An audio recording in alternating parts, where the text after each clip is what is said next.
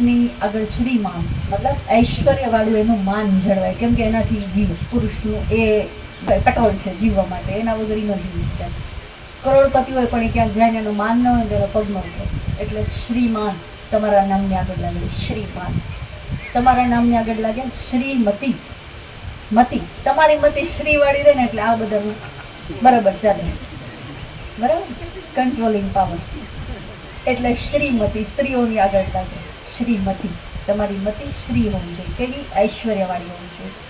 જગતની માતા જેમ આખા જગતને આપે જ રાખે છે, થાકતી જ નથી.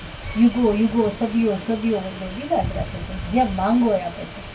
અને છતાંય કોઈ દિવસ એવું જતાવતા નથી કે હું આપું છું. એમ ઘરમાં હર સ્ત્રી છે ને શ્રીમતી હોવી જોઈએ.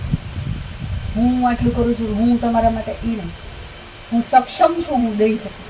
પોતાની જાતને થોડુંક આમ સમજો તો હું એના માટે સક્ષમ છું દેવા માટે. નહીતર તો લગ્ન કરીને એ લોકો ન આવે, એ નથી દઈ શકતું. એટલે ધરતી સ્ત્રીનું એક સ્વરૂપને આપણે નામ જે બીજું આપી છે એ ધરતી. કેમ? કેમ કે એનામાં એટલી સહનશક્તિ છે. આજકાલની સ્ત્રીઓમાં એ ઘટી ગયું છે. જેમ કળિયુગની અંદર છે ને એક ફાલ કેટલી વખત લ્યો, એક પાક વાવો પછી કેટલી વખત એમાં ઉતાર લ્યો? 2 વાર 3 વાર. મગ હોય તો 3 વાર આવે. હા, મગફળી મકાઈ હોય તો 1 વાર આવે. અચ્છા, તો એ પાક ઉપર ડિપેન્ડ કરે. સતયુગની અંદર આવું શાસ્ત્રો કહે છે કે સતયુગની અંદર એકવાર ફળ વાવો ને એટલે 50 વખત લણી શકાતું. એકવાર વાવો 50 વખત લણો સતયુગમાં. પછી આવ્યો ત્રેતાયુગ, ઘટી ગયું થોડું. એકવાર વાવો અને 20-25 વખત લણવાનું. પછી આવ્યો દ્વાપરયુગ. દ્વાપરયુગની અંદર માત્રા ઓર ઘટી ગઈ, બરાબર. કળિયુગની અંદર 3-4 એ આવે તો વરસાદ આવી ગયો અથવા તો વરસાદ ન આવી ગયો, એ જે સ્થિતિ થઈ મળે તો એ 1, 2, 3 આનાથી વધારે પાક ન આવે. એવી જ રીતે સતયુગની સ્ત્રી અને એની શ્રીમતી, અને આપણે અત્યારે કળિયુગમાં શ્રી અને એની શ્રીમતી, એમાં ધરખમ ફેરફાર આવી ગયો છે, બરાબર ને. તો એટલે 2 બાજુ આવ્યો છે. આપણે અત્યારે વાત તમારા માટે કરીએ. શ્રીમતી બનવું તો એ ઉપાસના કરતી હશે જે શ્રી વિદ્યાની, એની અંદર ઓટોમેટિક શ્રીમતી, એની મતી જે છે ને એ શ્રી જેવી થતી, મતલબ એની અંદર ઐશ્વર્ય આવશે. મેં મારી દીક્ષા આપેલા ઘણા લોકોને જોયા છે અને એમે મને કીધેલું હોય એવા અનુભવ છે મારી પાસે. જેવા શ્રી વિદ્યાની દીક્ષા લઈને મંત્ર જાપ કરવા માંડે ને, તમે ક્યારેક ઓબ્ઝર્વ કરશો, જેટલા મેં આમાં છે ઘણા મંત્ર બોલે છે, બરાબર. એ કોઈ દુકાને જઈને ઉભા રહે છે ને, ખાલી દુકાન હશે ને, અચાનક ને લાઈન થઈ જશે, ઘણા બધા એને કસ્ટમર્સ આવવા માંડશે. આવું થશે. જે પણ શ્રી વિદ્યાના દીક્ષાર્થીઓ હશે એને અનુભવ થશે ને એને ખબર બી પડશે. તો આ શું છે? શ્રીમતી હોવાની નિશાની, કે એના પગલા જ્યાં પડે ને ત્યાં સમૃદ્ધિ આવે, બરાબર. અને જો કોઈ પુરુષ છે અને એ શ્રી વિદ્યાનો ઉપાસક છે તો એ શ્રીમાન બનશે. મતલબ જ્યાં પણ જશે ને એને માન માંગવું નહીં પડે, મળશે. એનો પગ પડશે ને તો દુનિયાને નોંધ લેવી પડશે. એ શ્રીમાન આપે.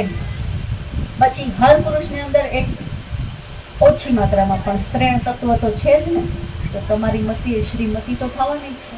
અને આ શ્રીમતીઓની અંદર પણ શ્રીમાન તો વસેલા છે, કેમ કે પુરુષ અને સ્ત્રીના બરાબર માત્રાના રંગસૂત્રોથી આપણું શરીર બન્યું છે. તો એનો ભાગ બી તો છે ને, તો એનું માન પણ, એટલે કે એને જે માન મળે છે એ તમને મળે છે, તો એ શ્રીમાન પણ તમારી અંદર છે. અહીંયા શ્રીમાન એટલે ભગવાન વિષ્ણુ અને શ્રીમતી એટલે મા લક્ષ્મી છે. અને એટલે સ્ત્રી અને પુરુષને સંબોધન આપીને સમજાવવા માટે આ જે શ્રીયંત્ર છે અહીંયા પાછળ દેખાતું હશે, મા ત્રિપુર સુંદરીના ચરણોમાં છે. 5 ત્રિકોણ છે ને નીચેની તરફ આવે છે, 4 ત્રિકોણ છે એ ઉપરની તરફ જાય છે.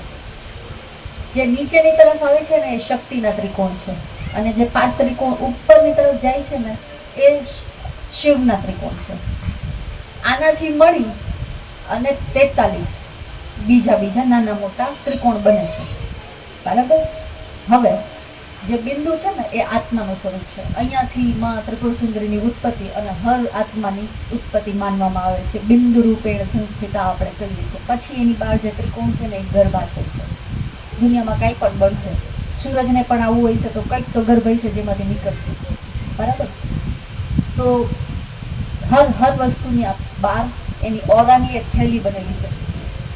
એ ત્રિકોણ છે. જેની જેટલી સક્ષમ ને એટલો એ આભાવાન વ્યક્તિ કહેવાય. 5 ત્રિકોણ શક્તિના એટલા માટે છે કે એક એની પાસે ગર્ભાશય છે, એક એક્સ્ટ્રા એટલા માટે. નહીંતર ભગવાને બધા એને સમાન બનાવ્યા છે, પણ સર્જન કરવા માટેની શક્તિ સ્ત્રીને આપી છે. એટલે આપણે કુમારિકા પૂજન કરીએ છીએ અને એટલે આમાં એક ત્રિકોણ શક્તિનું વધારે છે, એક જ. પણ પાછું એના કંટ્રોલમાં નથી, માલિક નથી, એ ભગવાને આપ્યું છે, એ એના કંટ્રોલમાં નથી. આત્મા જ્યારે બિંદુ રૂપે છે અને પછી એનું ઘડતર થાય, જેમ આપણે બધા ગર્ભમાં હતા ને તો પરપોટા જેટલા હતા, બરાબર, અને એમાંથી આવડી મોટી કાયા 5.5 ફૂટની બની છે. આ આખી યાત્રા છે ને એ આ શ્રીયંત્રમાં છે. આવી જ રીતના બ્રહ્માંડ પહેલાં એક શૂન્ય થતું, પછી એક નાદ થયો અને એમાંથી આ ગ્રહો અને આ ગેલેક્સીઓ અને આ તારાઓ ને બધું છૂટું પડ્યું છે. એ આખી બ્રહ્માંડની રચના પણ આ શ્રીયંત્રમાં આપેલી છે. પુરુષના અને સ્ત્રીના ટોટલ રંગસૂત્રો ભેગા મળી અને આપણું જે શરીર બન્યું ને એના જે 43 કોણ છે ને એ 43 ત્રિકોણ પણ એની અંદર આવેલા છે. એ જ રંગસૂત્રો આપણી અંદર પણ છે અને એ એના પણ છે. તો શ્રીયંત્રની પૂજા જો કોઈ અંતર્મુખી બનીને કરશે ને તો એ આ દેહમાં જેનું શ્રીયંત્ર છે, અને કોઈ બહિર્મુખી બનીને કરશે તો આખા બ્રહ્માંડમાં શ્રીયંત્ર છે. તો જ્યાં જાશો અહીંયા છે એક શ્રીયંત્રની પૂજા એટલે લગભગ જગતમાં હર દેવી દેવતાઓ છે ને એ આવી ગયા.